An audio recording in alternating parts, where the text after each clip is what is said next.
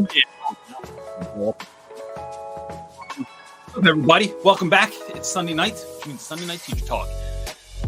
There's a lot of things going on in the world of education right now, but one of the things I thought of the other day, I went to, I attended a football game at the school that I previously worked at.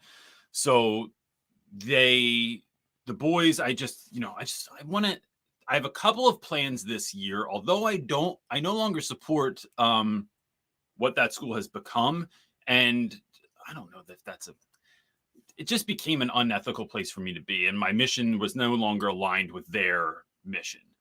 That being said, the boys, the students, I always care about. I always want to know what's going on. And so a bunch of students had been DMing me, and then a couple of teachers that previously worked there as well were going to the football game yesterday.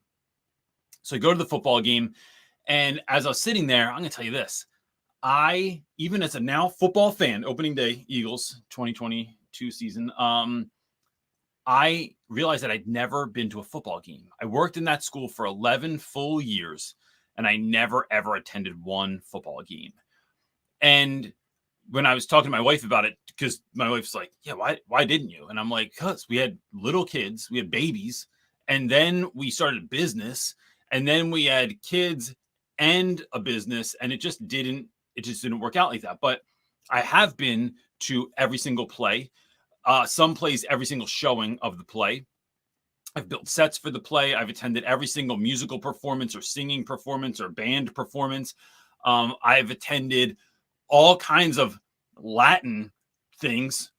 You know, if you really want to compare how many people can say they've been, no, it's like that's like some of the weird stuff. I've gone away for weekends to Penn State University for Latin Cretamen competitions. I have, it was like, think of all the stuff I did do, but that I have attended almost no sporting events. I think I went to one baseball game, and I know I went to one basketball game. That's it.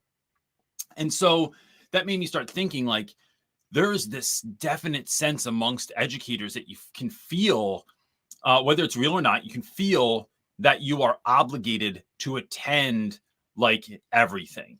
That when you're done school and there's a basketball game, I got to go. The kids got to know that I'm there. I have to support them. And then I'm going to the play. And then I'm going to take my parents to the play the next night. And then I'm going to take my friends to the play the next night. And then I'm going to show up to the choir thing and the Latin thing and the Spanish thing and the Italian dinner extravaganza and whatever it is. It's like, it can be, there's so much that your school puts on that you start going to stuff more than like any parent does. And I think the trouble there is that could be fun. It could be life-giving. It could be wonderful, but it can also be taxing. And it can also not allow you to have enough space from your work so that you can recharge, reset. And, because even when you just go to stuff, you're kind of on, right? So like I walked in yesterday. I don't even work at the school anymore.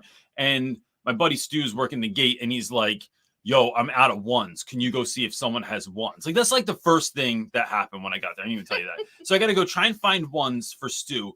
Then I can't find them because he's trying to make change for people. So he goes, yo, go look for Joey. So I go look for Joey Dunn, and I can't find him. He's out. Or then I find him. He's on the football field. So like I'm running around. I'm like, yo, I don't even work here anymore.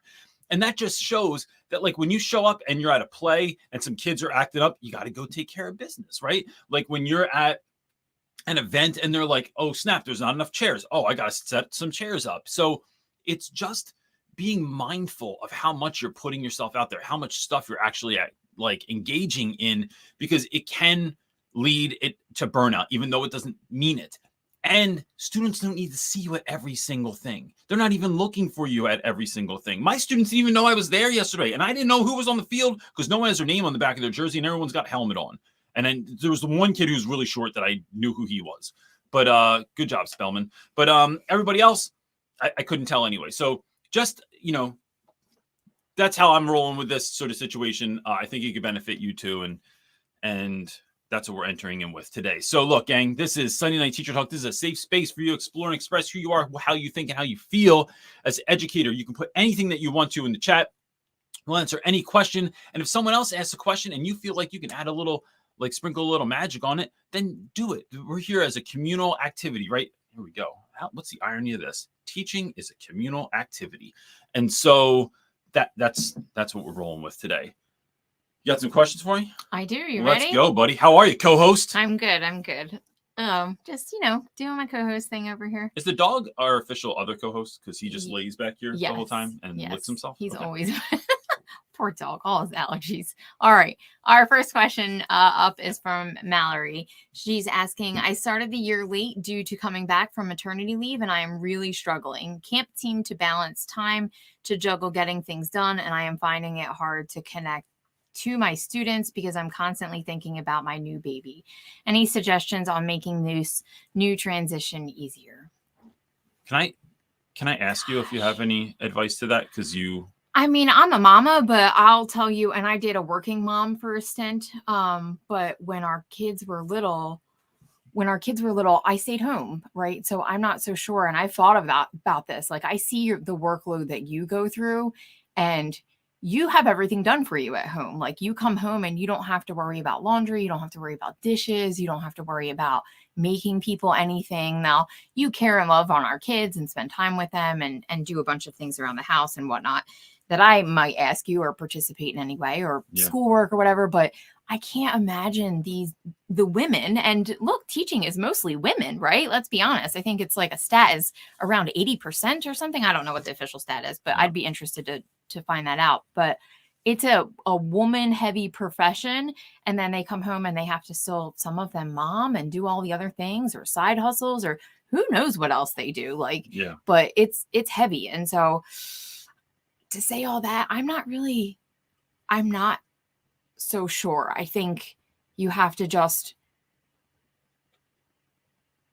try and compartmentalize, I would think, as best possible. Like, really, really schedule yourself heavy. And I'm doing this and I'm only doing this at this time. So you can be as efficient and effective as possible. But then you just have to do your best and know that the job is never done. Both of them are never done. Momhood is never done. Being a parent is never done. Things are always left undone. And so is, I think, teaching. So I'm not really so sure. I think we just have to do the best that we can and keep going and growing. I think, I remember when I was doing like the not so single dad thing, Let's explain that for people. I was working like private home care, CNA, and my shifts were really long. They were all 12-hour shifts, like a nurse shift. And sometimes I would do doubles and triples. Yeah. And we took it when we had the ability to do that. And so CJ would be alone a lot sometimes. Yeah. So and mostly it was on the weekends. I worked weekends, and so we didn't really see each other a whole lot. It was coming home from school, picking kids up, making dinner, hanging out with everyone because they were still little, making sure everyone got a bath and everything like that, putting them to bed, and then being on call at night, which was usually your job, because you could had that ability. And I also can't fall back asleep once I wake up in the middle of the night. So it was like taking care of kids in the middle of the night if necessary. And so I just remember how difficult that was. I'd say a couple of things to this, Mallory, and I realize that I'm a guy and that I don't fully understand or know what you might be going through. But I would say two things. One, be really careful of what you think should be or is in your mind maybe expected of what it means to be a mom and a teacher. That I think that there are a lot of unfounded expectations that people are I just remember when my grandma would come over and my grandma would be she'd be what'd you do today? And I'm I wiped down all the baseboards. And she was like, what? Why isn't your wife doing that? She's so old school. And she was just why is your wife doing that? Why are you cooking dinner? Why are you vacuuming? And so I think that in certain cases there's this tie over of what you are supposed to be doing as a wife and mother. And I would really look at some of that stuff and see, is there anything? I mean, I don't know that if you have the income, but because depending on where you teach and I don't know, there's a lot of things. I'm not trying to say that that could come off weird, whatever, go with the good, please. And so if you can do a HelloFresh or something like that, right? Where your meals are getting delivered to your house and then you're just cooking them. So you're cutting out shopping. Can you I just want to say these are things we're like actively working out in our own life, because as much as I'm still home, I'm homeschooling and I'm, I'm the primary care of our home and kids and all of that sort of stuff. Like homeschooling one kid, mentally caring for another child as she's entering back into the public school, running a business. So we've talked about recently, like, could we get a housekeeper every other week? And that, I think there's a stress there because you feel like you're, like, I don't come from that world. I come from blue collar, pull up your bootstraps and get stuff done. You don't have to hire somebody else to do it for you. But what I'm realizing now is I can't operate on the level that I need to operate on if I'm not getting some of this stuff done. So it's just worth a conversation to sit down and think about what are some expectations I might be putting on myself or that society might be putting on me that I can offload because they're nonsense. The other thing is, I think when I started doing, I just thought of this, the not so single dad thing, which really just means my wife was working and I just like to refer to myself as the not so single dad. But I just want to know, you can find a really hilarious video on YouTube. You did? I did, because Marley's in it. Marley requested that when she go back to school that I take down any old videos with her in it because she didn't want people looking her up. Oh, shoot. Never mind. So, if you want to see it, send me an email. I'll send you the link to it. It's still on YouTube, but it's just private. The other thing is, how can you optimize? And I think this is about the time that I started dialing in and thinking, like, how can I make my class so rhythmic that every day I come in, every week I plan, I'm doing that same thing. And it's not boring. It's just like, it's a rhythm. We're planning the rhythm, right? The set list for the class. And that changed a lot of things, because then I wasn't just starting from nothing. It was like, all right, we have a basic idea of what we are going to do. And then I just have to input things. And if you can find things, purchase things, use stuff that other people have for that to at least give you the core basics, right? You can say like meat, potatoes, vegetable, right? Like you just get that from someone else and then you sprinkle your magic on it, right? So I think those are two things I would consider doing in this time and space. I mean, and that's really for anyone that's like just feels overly busy, because I mean, look, Mallory, I don't know if this is your first kid or not, and this is the last thing I'll say about this, but and everyone's going to tell you this, but that time goes so fast. I mean, I swear when I sit at my computer and like we have it set up so that the screensaver is like all the old pictures from the last however many years, it is like, where are my babies? Like it makes me emotional sometimes, where I'm like, hey guys, want to go hang out? No, I'm playing online with my friends. I'm like, okay, I'll just be over here. Do you want to go make mud pies? No, we're doing something already. Okay, all right. I asked Mark, I go, is it too weird if I ask if we just like rode bikes to school every day? And she's like, you can do it tomorrow, but I don't want you to do it every day. And I'm like, all right, do you have any friends that maybe need somebody to ride a bike? Like, it goes really fast. So I think bottom line is really protect your peace, and what you need is what you need, and no one can tell you. Yeah, absolutely. And your students will benefit from that. Yes. When you have peace in your life at home, it radiates into your classroom every time. Yep. All right. Our next question is coming from Summer. I think it's a two-parter. She's saying, one of the teachers on my team, 8th history, is not teaching. Admin is worried our test scores will be awful. So all of his kids are being split between 4 teachers for daily tutoring during study hall, and folks are pissed. How do I stay out of the drama, and would you do the tutoring and pick up the slack? It's a class period. No.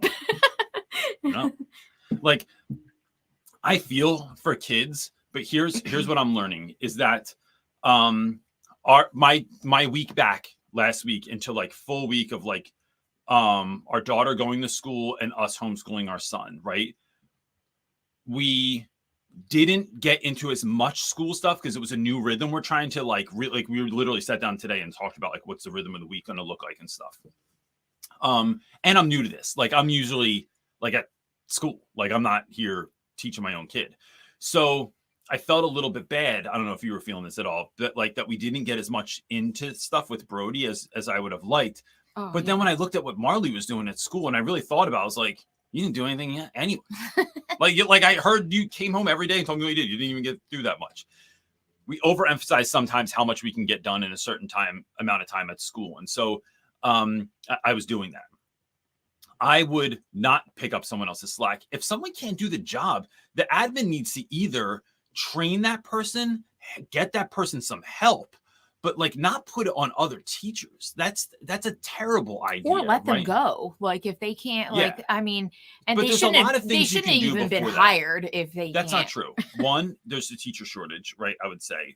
Yeah, but if you can't, if you're going to hire someone and then you can't either train them or support them, like, I'll tell you what, babe. I've been in some I mean, I know interviews though that where that people happens, seem but- like they had it on lock and then they just didn't. Like Okay. they presented, like one woman said she had a doctorate one time and she wrote a book, and it turns out she had neither.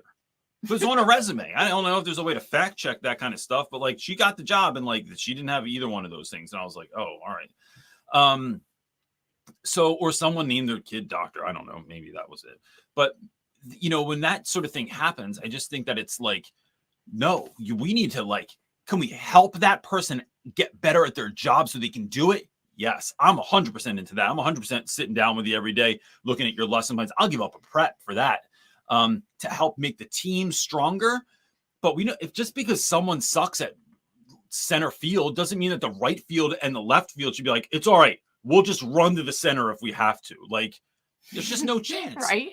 And so what are we paying that person for? And if I was going to do it, I would literally divide up how much that person is making for that class for the year. And I'd say, I'll do it for this much money.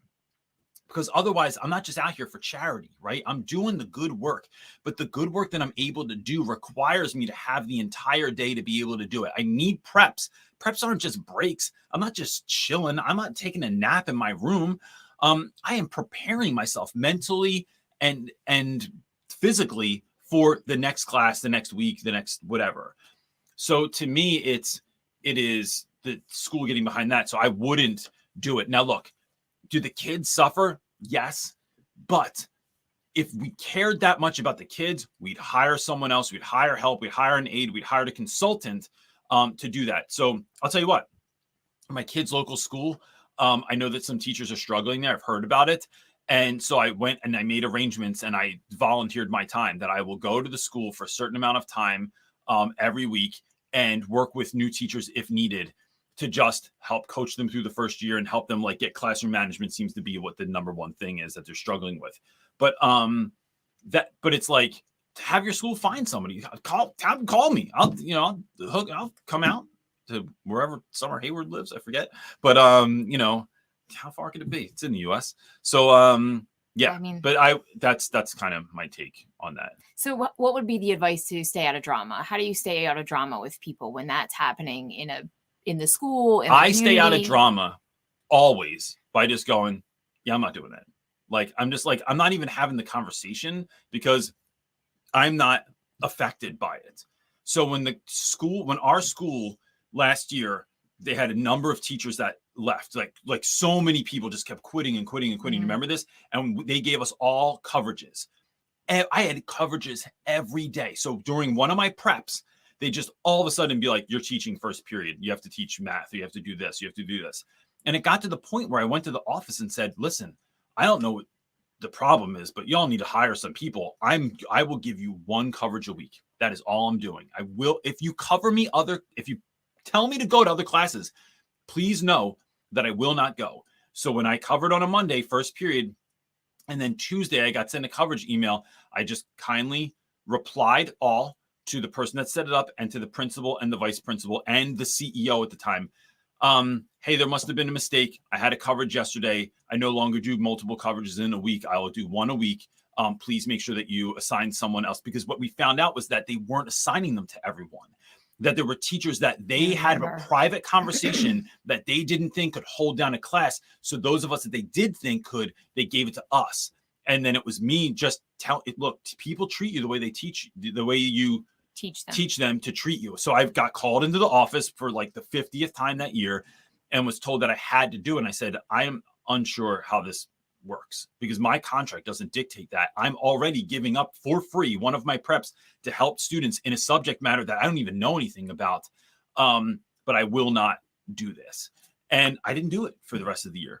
And then when everyone would talk about it, it became like and Reynolds doesn't even have to do it. It's like, no, because I told them y'all can do the same thing. Like, let's do it together if you want to do it together. But so yeah, it's hard. It's a hard one.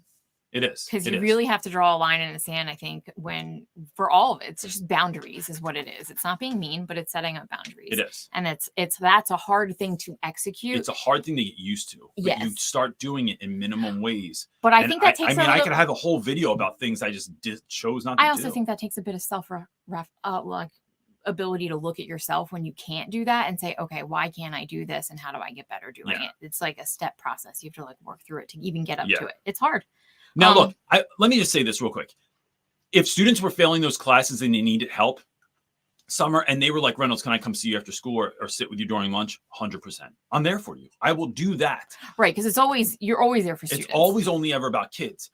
But I can only teach if I have the time to get ready for my classes. And I have a lot of prep because I do a lot of crazy, weird stuff. So it's like, in thinking of that, it's like if you want to come in after school or during lunch, that's free time for me anywhere. I'm just chilling with kids anywhere, or before school even. Like, I'm down with that. But if to make it some kind of official thing, it's like, no, because I'm down to help anybody. Well, it's interesting to me. That shows how you separate the politics of that versus like the actual students, because it's not about the students. I love the students and I want to help them and always be with them. But then I don't have to have the conversation. It's not at the mercy of like just being expected to do everything and anything that everybody asks. If we're not doing anything about it, I'm not willing to have the conversation. I'll talk crap all day if we're organizing and we're going to implement and take care of something to help someone, to lift someone up, to stand up against something. I'm all about that. But not if it's like someone can't do their job and now I have to pick up a friggin' extra class or something like that. Yeah, it's like, no. Yeah. All right. Next question. All right. How to deal with pupils who refuse to learn? Oh, I love that profile picture. That's a beautiful profile picture. There's a bunch of ways to do this. I think the first thing is you got to get some background information on a student, right? Like, and not just the IEP and the 504. This requires calling home. And I've talked about this a gazillion times, but it's really finding out from parents, like what has worked in the past and what hasn't worked in the past for that student. And then asking a parent, like, is there anything else I should know about your kid to help me be the best teacher that I can this year for them? And sometimes parents will unpack a number of things. And if you find out that a student is dealing with some level of trauma, that they are dealing with a level of anxiety, with mental health issues, with anything that might kind of gum up the works as it regards to like a regular school day, then that's just going to put you on to some stuff that you didn't know before. Once you know that, once you know, now you know. And now you can plan and engage with that student in a better way. I think the other thing is getting kids to realize why they're doing whatever they're doing. Telling kids it's on the test or that they have to do it or that school's really, really, really important is just not good enough. That we have to really open it up and have kids understand why what we are learning right now, how I'm teaching this, what this is going to do in your life leads to something. Now, look, some kids you can have that conversation with and they'll just buy it. Other kids, like when I talk to my daughter about this stuff, first of all, she is so sarcastic in the most wonderful way. Oh, she's just like her dad. But she is really good. We've just taught our kids like how to have an argument. And so she'll be like, well, what about this? And what if I'm going to do this? And what about this? And the other night she was doing it and I was like, I wouldn't say she wins, but she definitely makes me pause for the cause and go, yes, you got me. Like even if she gets me, I still go, sit with that I'm mom and I get to decide. Yeah, you can absolutely pull the mom and dad card, but it is like that kind of thing of like getting them to believe, because everyone wants to be successful, right? Everybody wants a successful life. No one goes, I want the most okayest life I could have, right? Everyone wants to have a great life, but it is getting a vision for what is great to you. What do you want your life to look like? And not just what kind of car you want to drive. I want to live in this house. I want to play for the NFL. Like, why? Like, why do you want to make a lot of money? Like, I'm going to push you on it until you give me an answer, because my mom works 2 jobs and I don't want her to have to work anymore, because I want to help my dad pay off this debt, because I want to help my brother open a barber shop, because I want to give my little brothers and sisters a place to go when they can just crash at my pad when things aren't so good at home. I want to be able to move my little sister into college when she goes to college in several years, and like buy her all the stuff, take her shopping, get her all the gear, like have her set when she goes. Like I want to create better playgrounds in my neighborhood. Whatever it is, like you have to have this why. You have to have this goal, this reason that you're doing what you're doing. And then once you have that, then school just becomes a game. Then it's like, I don't care if you don't like algebra. Who cares if you don't like algebra, right? It's part of the game. Are you letting algebra get in the way of your mom having her house paid off? Are you letting algebra get in the way of your little sister either going to school with everything she needs, or is she going to have to go into credit card debt buying all this stuff up because you weren't able to step up and be a real big brother to her? And so it's, or sister. But it's like, getting kids attached to that, because once you do that, what you're doing is you're like hooking their emotions, right? Not just their mind, you're hooking it into their emotions. You're grabbing them by the heart, and not literally, because that would be disgusting, but like you are, that's so dumb. Sometimes I'm so dumb, I can't even stand it. I say that stuff and I'm like, that's you so do. dumb. This is CJ for real. So that's how I would begin that connection point. The last thing I would do is really talk to your staff. Everyone's got to rally around the students that like really, really need it, whether that's just emotional support, whether that's support with regards to like their academics, or with home, or with clothes, or with deodorant. It's like, get a group together, sit around and go, all right, what, not just complain. What are we going to do to help this person win? And then you'd be surprised when you have, it's that many hands make light work, like how much capacity that creates when there's many people engaged in helping the same student or group of students to do better. Okay, can you help me with the pronunciation of this person's name? She has said it before, which makes me mad that I can't remember it. Miss Gill? Oh, yes, that wasn't exactly. hard. Okay, she is asking, I'm getting frustrated with my high schoolers not listening. I'll stop everything, get their attention, tell them what we're doing, and within 10 minutes, I have someone coming up to me asking what we're doing. Is this just how it is? Help. What's the stat of the attention span lately for kids? I read that the attention span for young people right now is between 2 and 15 seconds, right? Which folks are so mind blown by, but it's like, this is the Vine TikTok generation. Oh, I know, like, right? Reels, is. But that's what everybody's doing now. So it's like, don't just pretend that it's affecting just kids. Everybody, no. When I'm on TikTok, how many adults watch TikTok and Reels? In like 1.3 seconds, yep. I'm flipping it. Even a title, look, if I'm reading an article, if you don't have me in like the first like 30 to 60 seconds with like your opener, like I'm like, eh. Yep.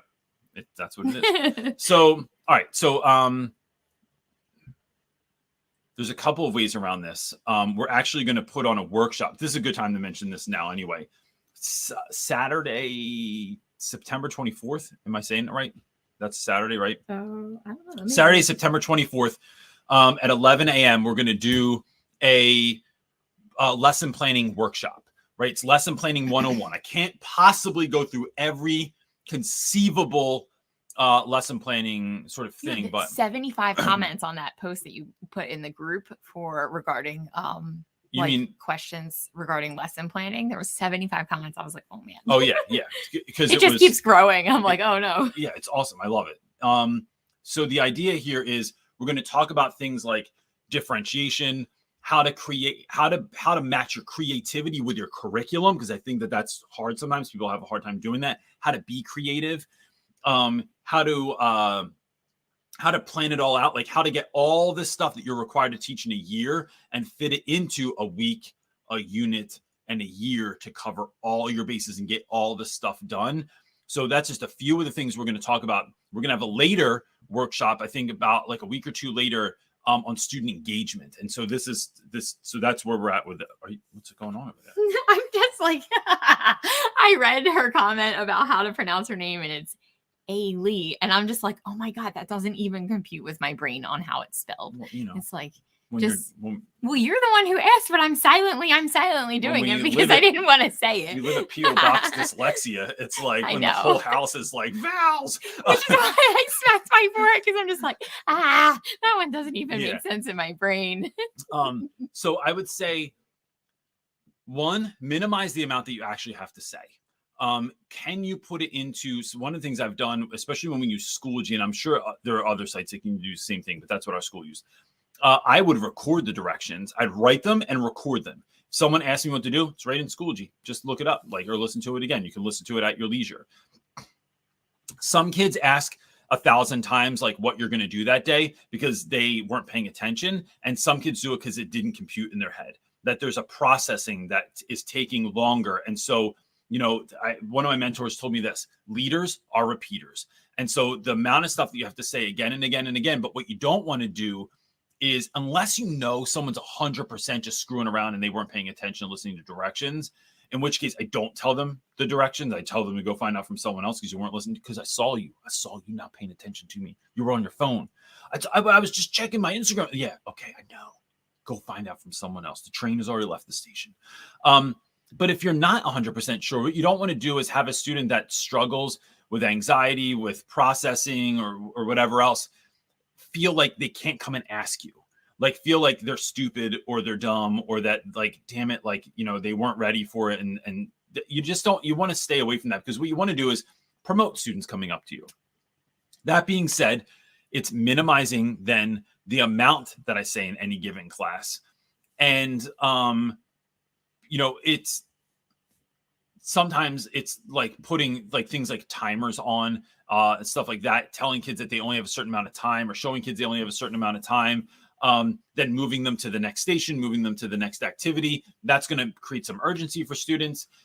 Sometimes it's putting kids in groups and helping them. But I'll say one of the things that helped me the best last year was, and I'm looking around like I have one here, I just bought a foam core board from the dollar store, or you could use an erasable board if you want to. And every day I just wrote on there what we were going to do. I just found these things because I've been making signs for my daughter every day when she comes home from school on foam core board. I found dry erase markers that are 15 millimeters, so the size of size, a Magnum. Because when I do it, I use a Magnum Sharpie, so it's this nice big chiseled tip on it. And I found a dry erase version of that. So get a dry erase board and just put it up in the hallway. This is what we are working on today, right? And then when the kids come in, they know what you're doing. Or if you're uber planned, I think if you're super duper planned, I would be a Google Slide person. I would have them templates made and just be one of my things I'm going to talk about in lesson planning. I have a template. I have a slide for every single day. It tells you exactly what we're doing. And then for every slide, it's a basic breakdown of what you should be doing right now and how long you have to do it. It's very simple. I only use black and white. I don't pull cute pictures onto it. It's another mentor told me it's better to be clear than clever. And so it's really hard. I've seen, at least on Instagram and stuff, I see a lot of cutesy cursive, and that's so hard for kids with dyslexia. It's something to think about. It's really hard for a lot of kids who, when I write in cursive, I'm telling you, almost none of my students. Sometimes cursive is actually helpful for some dyslexic students. It goes either way. Yeah. But anyway, and it's not just them. I just think it just clear is better than clever. I think that sums it up really nice. Okay. Hit it. All right. Our next question is coming from Raylene. She's asking, how do you get students into writing? I think one of the things, Raylene, is that I have students journal every single day. And the reason I have them journal, because I have to have a why for every single thing that I do, is that I want you to understand that your story is important, and that I want you to be able to explain your story clearly, concisely, and with, I don't want anyone to question what you're saying. I want you to sound like you know what you're talking about. The other thing is, when students do that, so then when we share journals, a lot of times students will just not read. They'll just tell you the story instead of read the story. So I make them either read what they have, or they have to trade with a friend, and that friend reads what they have. So now when your words are put into the hands of someone else, now it creates a moment where, if you weren't clear, they're just going to read the words you have. So it benefits you to be clear, to take your time, to look at things like punctuation, capitalization, all the basics. And that helps a lot too. But, I will say this, that I never was particularly into writing, right? I was an English major in high school, or in college rather, because I loved reading, but not because I loved writing.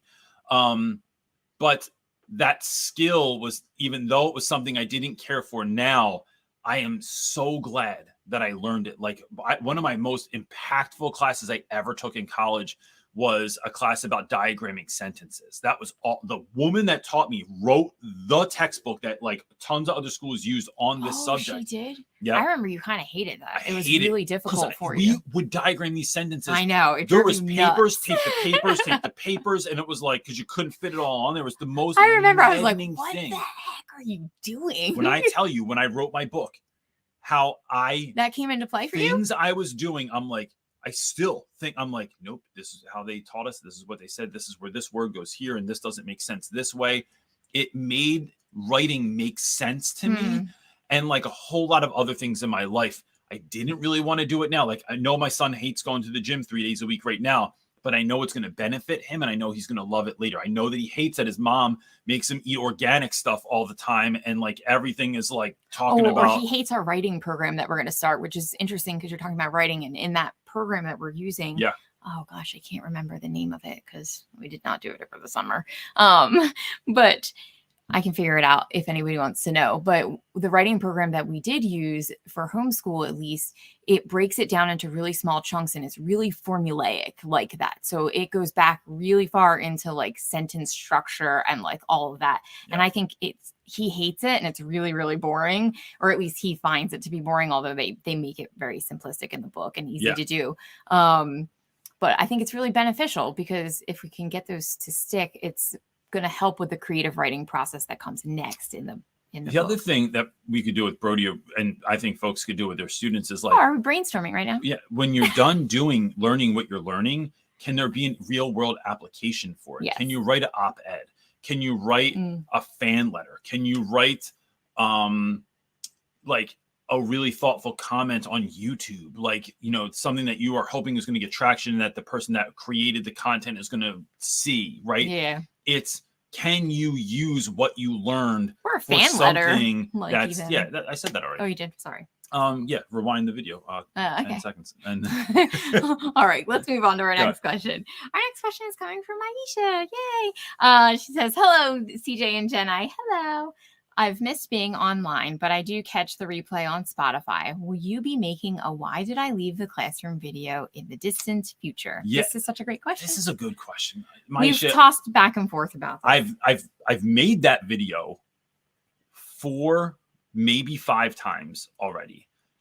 Then the summer came, and then I was like, do I say something? Do I not say something? Like, is this gonna, like, what are the ramifications of this? Like, I don't want people to leave education because I like, you know, you start thinking this stuff. It's like, and so I am, but it's really me figuring out, like, it will happen in the very near future, but it's me really thinking about, like, how do I want to say this? It was also, I think it was good for me to take the summer, because what I wanted to do was like get real clear on like why I'm doing what I'm doing, right? Like, why did I leave the classroom? Although my school became a hot mess of disaster, you know, I go to the spiritual director that I see. And so one of the things my spiritual director was saying was that sometimes God creates holy discontent, right? So it's like making something so wildly uncomfortable that you have no choice but to like go do the thing that God is calling you to do next. School was very safe. I could have wrote it out. I could have done it for the rest of my life, been like fulfilled. I won't say completely fulfilled, but like being fulfilled, but knowing that God was calling me to something else. And for me, just am like a spiritual Jesus-y person. It is going with God and what is called to next, right? So I wanted to separate that from like the trauma of the last 2 school years and like how, like, because I don't want to pull that into it. I don't want to talk about like how, like what happened. If you meet me at a bar sometime or at a coffee shop, I don't mind talking about it, but saying it online, that doesn't feel like something I'm called to do. So, but I needed a moment to like separate those 2 things because it got So it was like, it was so traumatic. Yeah. It was a lot. Yeah. So yes, that will be happening. All right. Keep an eye on your mail too, miss. We got some for you. We got some for you. All right. Sean is asking, so I looked at my schedule and it appears my student teaching is going to fall on the last semester of 2024. Is that going to be a rough time of year to do my student teaching? So, that's a good question. I did mine in the beginning of the year and I really liked that. But, here's what I think, Sean. When things like this happen, we just don't know. You don't know what kind of students you're going to get, what kind of school you're going to be in, who your supporting teacher is going to be, who the people that are a part of your college or university and that are supporting you are going to be. Maybe they suck, all of them. Maybe they're awesome, all of them. You don't know. What you know is that, Sean, who do you need to become to conquer that situation anyway? Who are you that, my pastor talked about one time. He said, when you know what you know, like it's he would say, when it's in your bag, there's a certain swagger you walk with, right? Like, so if someone asked me to fix their plumbing, there's no swagger going on walking into that room trying to fix a pipe. Like I can do a little plumbing. It's usually a little bit messy and like it's put together with spit and a prayer, but when you are in the know about anything, right? There's a certain confidence you get in talking about that stuff. And so how can you be so good, as Steve Martin says, that they can't ignore you? So how do you try to start now, like thinking about lessons, getting in touch with kids, learning how to break the ice, learning how to walk into a room and own it? Like, how do you become the person that can, who cares if they drop you off in the last 2 weeks of June and there's 2 weeks of school left and finals are already done? Like, how are you going to get kids to do stuff? Because it's going to be so awesome. No one can ignore it. I think that's the mindset you want to start, because you have several years, you need to become the person that can handle that situation. And that's how I would look at that.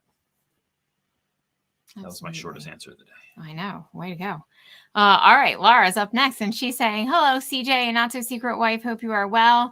CJ, are you having any pangs of regret about not being in the classroom? Anything that you really miss? I will say no. No, not that there's stuff that I miss. I'll get to that. So first question first, do I have any feelings of regret? I do not have any.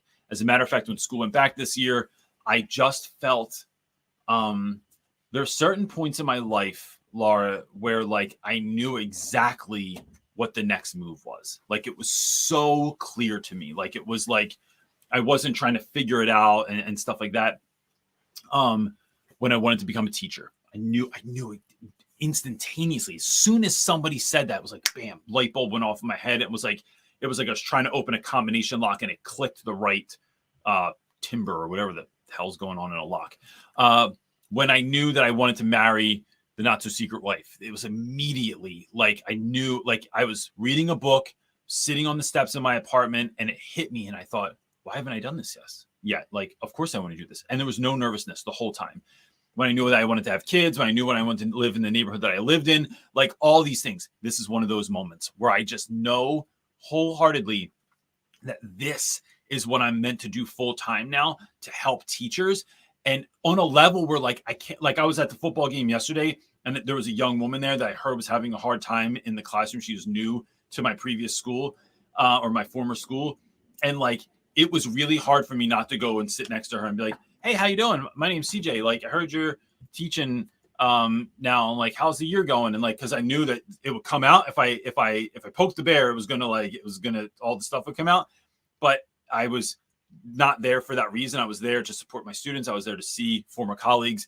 So if I see that young woman again, I will absolutely say something, but it's what I want to do all the time and stuff. So that's one. Anything that I miss, I miss seeing students all the time. I have kids DMing me all the time. I miss the camaraderie, the fooling around, the silliness, the getting, I didn't get to hear what everyone did this summer. I didn't get to hear, are they excited this year? What's going on in their lives? So, but what I'm doing is creating moments to scratch my own itch. So this week we're going to create something. Pennsylvania has a Renaissance fair. I took my students to the Renaissance fair last year in Jersey. This is the big Renaissance fair. And so I want to not only plan it, but have like costumes and like all the stuff dialed in. I'm going to get someone from the school to schedule it and do like all the paperwork. And then I'll just meet them there with the stuff and then like have this whole experience.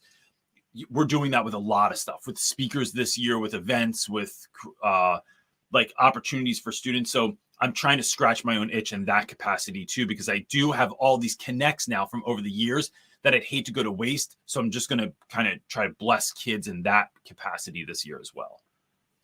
All right, our next question is, I start my first full year tomorrow and immediately get a class of kids who will graduate this year. Do you have any tips on how to approach that? Love what you do. Greetings from Germany. Germany. That's my grandmom. So my grandmom was German, but her best friend Lori, Hannelore, is from Germany and came over here after the Second World War. She met her husband. He was there fighting and then came home with a wife, and she is fantastic. Anyway, I don't know why I just told that story, but I thought of it. So, I think it's meeting your kids where they are and bringing them up to where they need to be. But meeting them where they are requires you to learn who they are. What are they about? I would, on the first day of teaching students about to graduate, have them write a letter to themselves in the beginning of the year. What do you think this year is going to be like? And what are your hopes and dreams for the end of the year? Are you going off to a college or university? Are you going off to work somewhere? Are you like, what's your plans? And then handing that letter back to them. I would try and get as much intel. I have a whole video on this, and we just did a boot camp on this as well, about creating like a project in the beginning of the year that allows students to tell you about themselves. Finding out all of this information and then looking at what you're doing this year. Because in the States, anyway, we call it senioritis. So seniors in high school, or it's their last year in high school, you get senioritis, which means you're basically done. Like, you've been doing this for 18 years. You don't want to do it anymore. It's completely exhausting. And like, you're just done talking about it and doing anything. And once kids get into college, they really stop doing work because now they're like, I already got into a college. I already know I'm going to graduate. Like, this is dumb. It is helping kids to get ready for what's next, because the so-called real world is like 5 minutes away, right? It might as well be 5 minutes away. It is so close. So everything, when I taught seniors, everything I'm teaching you is how to survive in college or beyond, and in some cases, and beyond.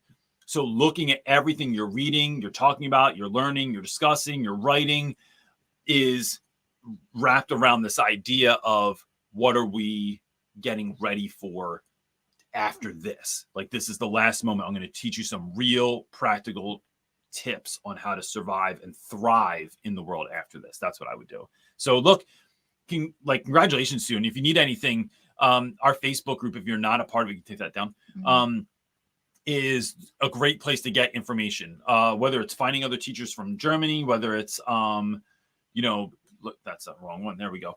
It is a really great place for folks to connect with other educators and to get advice and tips and tricks and stuff like that too. I dare say we have the greatest Facebook group for educators that exists. I love it. It's a really great group. I'm the only, maybe there's like one other moderator, but he's busy being an assistant principal somewhere and not always in there. So it's really just me Uncle Dave. And they're really just savage. It's like not a lot of moderating that needs to happen because it's such a wonderful group and everybody's really respectful and kind of just, it's a great place to like just grow and get great info. I love it. All right. Grow and get great info. Yep. Kelly is asking, how do you all balance home life and assessing student work? I teach English. My classes are busting at the seams and I only have 8 Chromebooks in my room. I also have 2 young kids at home. Kelly, the only way I can do this, there's two answers to this. One, I schedule like nobody else that I know. Like there are like celebrities or people whose books I've read that do what I do, but like I don't think anyone does scheduling like we do. We're like literally from it, most hours of the day it's like my schedule. Like if you looked at it, it's in my phone. 5 a.m. wake up every single day.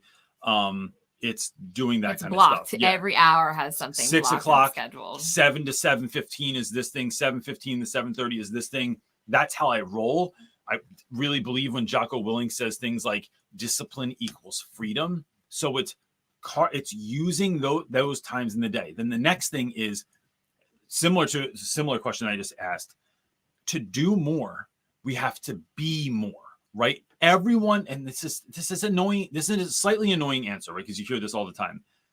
Everybody has the same 24 hours in a day, right? Whether you are a Navy SEAL, whether you're Warren Buffett, whether you're whoever, right? You have the same 24 hours in a day. How do I make that time work for me? Is by getting better at doing life. So when we started ordering dinners last year, right? Like, didn't mean my wife didn't have to cook anymore, right? But like, it just meant that she didn't have to do, that was like, there was shopping. That was time that was released back to, that was given back to us. We paid for that time to get it back. We paid for the time to look up like recipes and all that stuff, right? She bought that back. When it's like, and then wherever I am, I'm only doing whatever I'm doing. I am wherever my feet are. So when I'm at school, I have like my school time was blocked out. First period doing this during my prep, taught these periods. Then I had this prep. There was no chatting and very little like just shooting the crap with other people that happened like because I saw you in the hallway and you wanted to just chat for a minute, unless it was strategic. I had a whole period a day that I would go around during the week and mess with people, do silly stuff in the hallway, but that was time was built in, right? So I was always doing it. But it looked like, it didn't look like I was doing much, but that was actually very meaningful to me. Then when I'm hanging with my kids, I'm only with my kids. I'm never grading papers. I'm never, doing anything else except for that. And so, because I realize I can't multitask anyway, but that, if you do that, if with even just chunks of your day, you find that there's all this time that opens up. I'll say this week. It does. It's really kind of, I hate these no answers. One likes the answer, I right? don't, but they really are so true. When I thought this week, there were multiple days when I got up at 5, I had an hour, 2 hours to work till breakfast, 2 hours, 15 minutes till breakfast. 2 hours and 15 minutes. That is praying, meditating, working for 2 hours and 15 minutes. Then we ate breakfast, sent my daughter off to school. Me and my son went to the gym immediately. I was back home from the gym. What did we go to the gym? Like 7:30, 8 o'clock. So I was back home from the gym by 9. And then by 1 o'clock, I was like, I have gotten so much stuff done today. I can't even believe it. And so that's how I do it. It is scheduling it and then only being where I am supposed to be right now. I'll say this too. And this is not natural for me, but I have to make myself do it. Last thing I'll say, I don't do pop-ins. I don't do last minute plans with people. It is very, very rare that I do it. So if it's a Friday and they're like, hey, do you guys want to like go to lunch with us? Can't do it. I'm locked and loaded in my schedule already. Like when my brother pops in from California, it's like, yo, do you mind if I stop by? We miss him a lot of times. We missed him last time he was here. My life is so on purpose right now. This is the only thing I can do. So I think that just helps give more freedom. As much as you can do that and separate things and like categorize and pocket things, compartmentalize. Saying yes, 100% of what you're saying yes to, and saying no to everything else. Yeah. And then getting as much other crap off your schedule. And then knowing that like school is never going to be done, right? Really, it's just never going to be done. At some point, you just have to say like, nope, we just keep going and keep chipping away, but you have to put it aside. You can so you always continue make it better, to live your life. Right? But it's like, how long are you going to, whittle your walking stick for before you start walking? Like, let's just do some walking. Yep.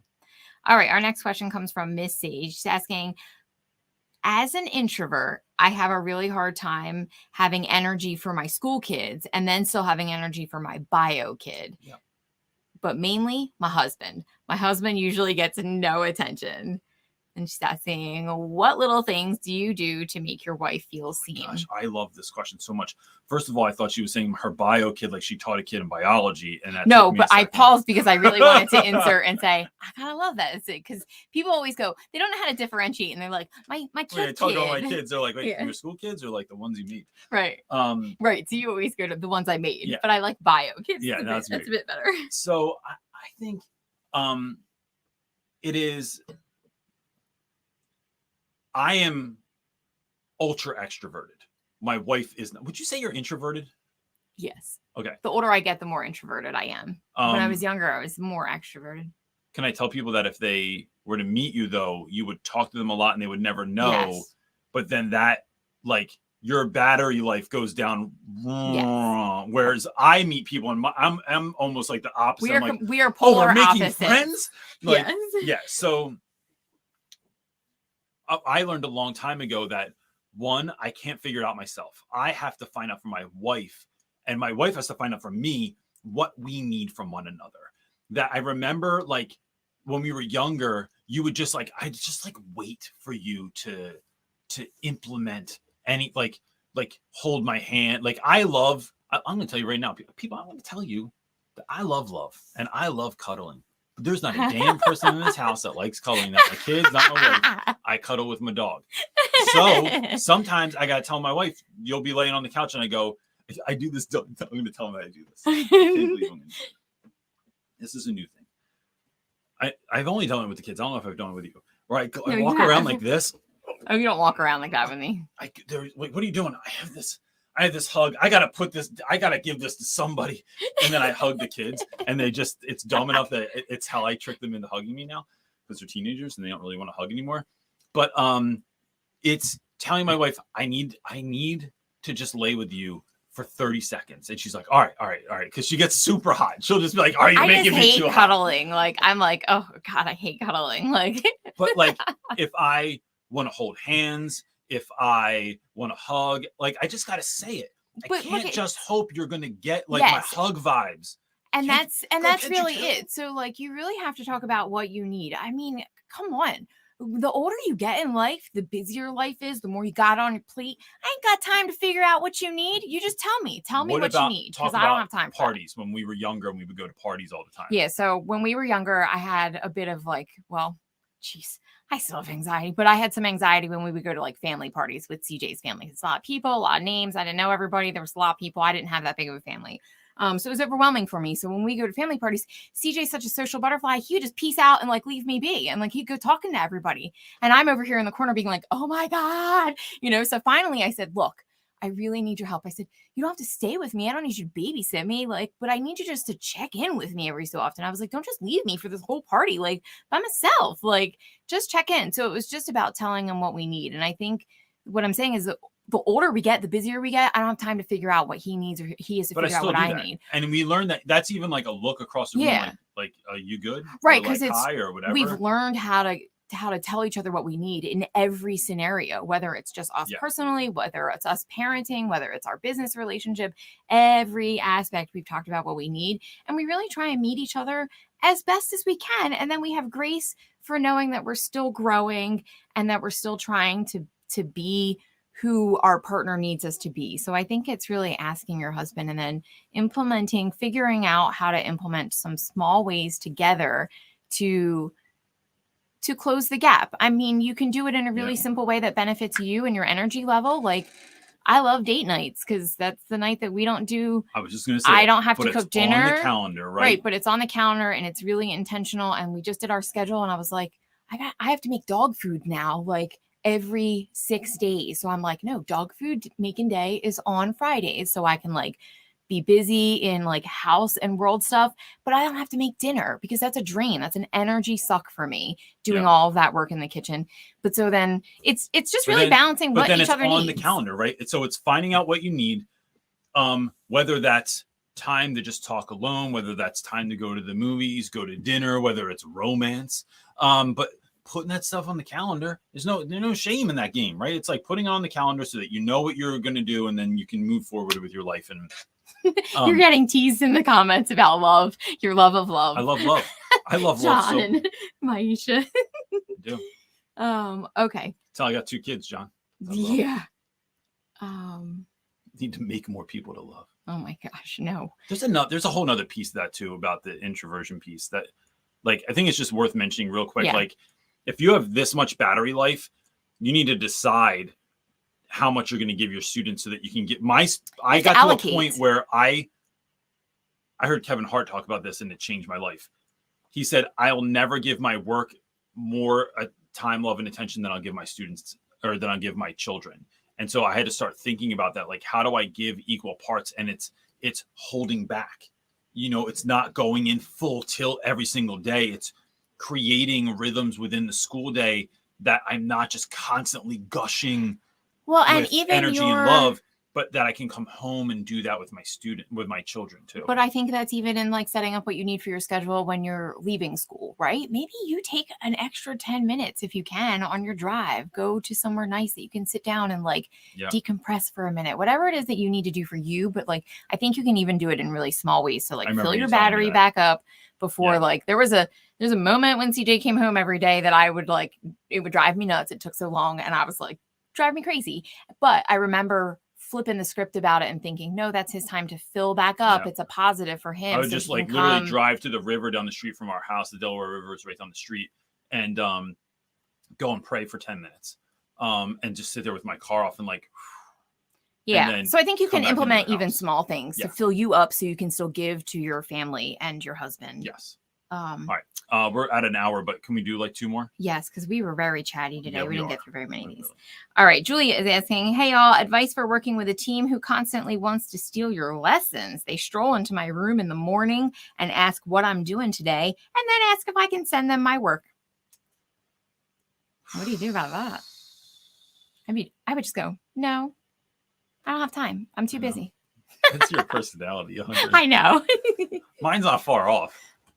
You do it a little nicer, sweeter, jokier than I do it with a smile. Yeah. You do it with a scowl. No, and I think both work depending on your personality. I smile when I say it. I would not let everyone take my stuff. Here's why. Do I want to share things? Yes. But if you're just not doing work and then this goes back to Summer Hayward's question in the beginning, right? If I'm not here to help you have less stuff to do. Now, if we are collaborating, if you want to write lessons together, come up with stuff together, let's go. But to just come in, like you're going to saunter in and be like, what you got? I'd be like, no, like I just made dinner and you don't want to make dinner for your kids. So you're going to come over and see like what we got in the house. I'm like, no. And I would just say, yeah, you're trying to steal my fire. Like, no, I'm trying to have the best class of the day. Like, you know, like it's my secret weapon. Make your own lessons. Like I'm not out here like giving away free stuff all day. Or it's going to cost you, right? You know, like, what do you got? Like, you know, I just almost, it's like, like a bar. So absurd. You owe me one. Yeah. Like, what do you got? Like, you going to cover classes? Are you doing lessons next week and I'll do this week's lessons? Like, let's figure out a plan. Let's work together, but it has to be, like synergistic. It can't just be all of a sudden, you know, I'm just making stuff for you. I just look, Julia, it is, and some of this is my personality, right? Like I understand like how I am as a human being, but like to some extent, sometimes I still mystify, but sometimes it's just having the uncomfortable conversation when you need to, and that's about you being able to like recognize if it's you, then you just have to man up and have the courage. And I don't know if man up is a term people use anymore. Okay, that was really gender exclusive. Sorry. Jeez. No, but it's I think that uncomfortable conversation piece is really important. I heard someone say once that your level of success in anything in life can be directly related to your ability to have and willingness to have uncomfortable conversations. Want to have a great marriage? Learn to have uncomfortable conversations. Want to have better neighbors when they're partying too late, like behind my house the other night? Learn to have uncomfortable conversations. Like, want to have great kids? Have uncomfortable. I have many, and that's what I mean. Many conversations with my children that are wildly. It's not manning up, but it just means that like there's no other answer. It's just I know, but the internet is cruel in the world, and you made me be your co-host, and now I don't want anybody to think that I really am something other than I'm not. So just to clarify, you know. So that's what I would do. I would not give that stuff away to anyone. One last question before we get to that. September 24th, it's going live tomorrow. We are going to put up, we're doing a workshop. We're doing heavy, deep, and real on lesson planning 101, how I get all the stuff done in a year that I'm supposed to get done in a year, how I don't lose my mind, how I don't sit there and over plan, how I don't, like, I have a very systematic way that I go about lesson planning to get all of it done, to make sure that it's creative, to make sure that it's that I differentiate, to make sure that I am being inclusive of all the different students in my classroom. So we can't cover everything in lesson planning. That would be a much longer workshop, and we could figure out if those are needed in the future. But it's like basic lesson planning 101, how I get stuff done in a timely fashion. It's going to go live tomorrow. And we're going to do, that's happening September 24th, which is a Saturday at 11 a.m. Eastern Standard Time. And we picked the day and time based on what everyone said they wanted. Yep. All right, let's do last question. Let's do it. Mr. Tran is in the house. He's What's asking, up, buddy? I know it's been a minute. How do you combat imposter syndrome and the fear that you'll be found lacking / not good enough? Just started again after being let go and rejected the last 3 years. So the nerve is real. I get this a lot. Especially when I'm speaking somewhere and I'm like, there's people with like doctorates in the audience and stuff like that, or like they have 10 masters, and I'm like a community college student. That's in my mind, right? Like I feel that sometimes. And you know, even sometimes, buddy, when I'm talking to people and like you can read it on their face, they're like, oh, you do like YouTube, and like, or like you wrote a book, but like, who are you? Look, I'll tell you who I am. I'm a child of God. Like I'm just doing the work I've been given to do. And so the thing that I do is I think that either saying affirmations is like, I have affirmations on my desktop, daily affirmations. I read them every single day after I pray in the morning. The other thing is I find that my energy destroys any negative feelings. I have to, so I will often, pray out loud. I listen to certain kinds of music. So before I come on here every Sunday, when I'm setting up the room, I got AirPods in because sometimes my music bothers my wife. And I'm getting in the zone, right? It is about me corralling that positive energy and like putting so much of it into myself that it's like beaming, it like comes beaming back out. That's how much I'm putting into it. And so for me, that's part of it. It's really, really like just making myself think that I am who I want to be or who I need to be, because your mind doesn't know the difference, right? Like when you look at the neuroscience, your mind doesn't know if what you're thinking about, what you're imagining, what you're envisioning, what you're meditating on is real or fake, right? Which is why when I'm playing with the Oculus, and I am playing the Star Wars game and someone shoots at me, like it really scares. I even know it doesn't look real. It's a cartoon, right? It's animated, but it still freaks me out. When I'm playing the climb game on there, it freaks me out. I feel like I'm up high, even though I know I'm not. I'm standing in the middle of my living room, and if I fall, I'm not going to go anywhere because there's nowhere to fall to. I'm already standing on the ground. But that, you know, so when I meditate constantly on before I go give a talk, it's doing great. Before I give a workshop, it's doing great. When I write a book, what it's going to feel like to finish the book. It is meditating on what you want, convincing myself that it's real. And then when those negative thoughts and feelings, when that attack comes, it is speaking out loudly against that and telling myself, this is not true. It is not real. I need to do things in my life that are going to like shine a light on that darkness to make it leave. And then, just continually fill myself up. And that has had an incredibly enormous impact on my life, and helps me to have much faster turn. Not that I don't get in those dark places now. I have a much faster bounce back period. When I used to get rocked, it could last a week.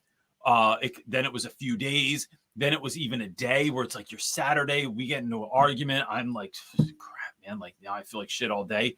It is like now it is, I know what I have to do to get back to that place. And then I do it and I go running with it. And so that's how I rock that out. We good? Oh, I mean, you know, there's 1,000 questions. We realize, I sometimes feel like we should do 2 of these a week, but but September 24th, we are doing this workshop, lesson planning 101 on how to teach your class off.